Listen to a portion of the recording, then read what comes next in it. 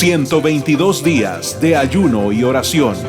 Cruzada Evangelística Sacudiendo las Naciones, El Salvador 2023. ¿Cómo recuperar el gozo de la salvación? Salmos 51:12. Vuélveme el gozo de la salvación. Pocas veces nos ponemos a reflexionar en las consecuencias del pecado en nuestras vidas. En las Sagradas Escrituras encontramos el caso de David, un siervo de Dios tan pecador como nosotros, pero que aprendió a vivir conforme al corazón de Dios.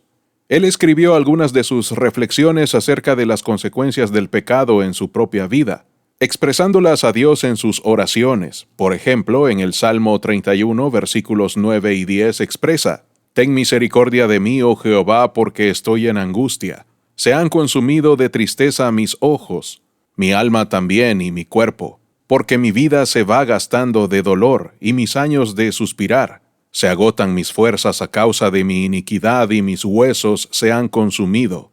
También en el Salmo 38:3 confiesa: «Nada hay sano en mi carne a causa de tu ira, ni hay paz en mis huesos, a causa de mi pecado». Esto es solo una muestra de lo que el pecado genera en el alma de un cristiano. Sin duda que eso también nos pasa a cada uno de nosotros cuando le fallamos al Señor. Sin embargo, lo bueno es que hay manera de salir de tales efectos del pecado y recuperar lo que nunca debemos perder como hijos de Dios, esto es, el gozo de nuestra salvación. En la oración que hiciera el rey David en el Salmo 51 se nos enseña que el gozo de la salvación se puede recuperar cuando un pecador realiza ciertos cambios en su vida espiritual. ¿Cuáles son estos cambios que todo pecador debe hacer para volver a experimentar el gozo de su salvación? El primer cambio que un pecador debe hacer para volver a sentir el gozo de su salvación es buscar el perdón de Dios. David, como parte de su oración, buscó el perdón de Dios. Es evidente que a David el pecado no confesado lo estaba atormentando y haciéndole infeliz. Y es que no hay mayor gozo que aquel que un pecador experimenta cuando es perdonado por Dios. No dejemos que el pecado empañe nuestra vida espiritual robándonos el gozo. Estemos más atentos para no pecar deliberadamente contra Dios, y si fallamos, no tardemos en confesar nuestros pecados lo más pronto posible. El segundo cambio que un pecador debe hacer para volver a sentir el gozo de su salvación es disfrutar de la presencia del Señor. David, antes de pedir que le fuera devuelto el gozo de su salvación, reconoció lo importante que es estar delante de la presencia del Señor.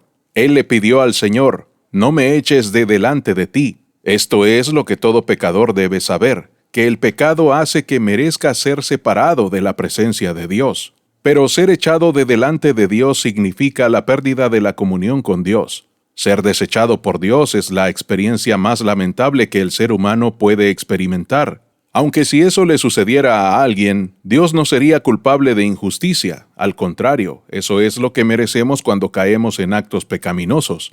Pero David estaba verdaderamente arrepentido, pues él le decía estas palabras al Señor: «No me eches de delante de ti». Estas palabras también reflejan lo importante que era para él estar delante de su presencia.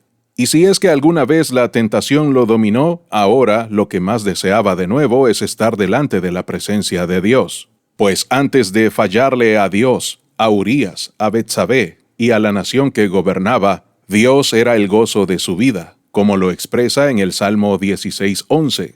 «En tu presencia hay plenitud de gozo». Esta disciplina espiritual es lo que él más disfrutaba.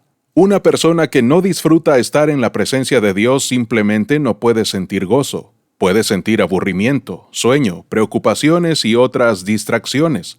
Pero una persona que ha reconocido sus pecados y se arrepiente de ellos buscando restaurar su comunión con Dios, disfrutará de estar en su presencia. Y lo reflejará al sentir el gozo de recuperar la presencia y la comunión con Dios en su vida.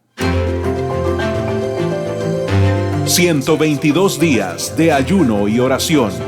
Cruzada Evangelística Sacudiendo las Naciones, El Salvador 2023.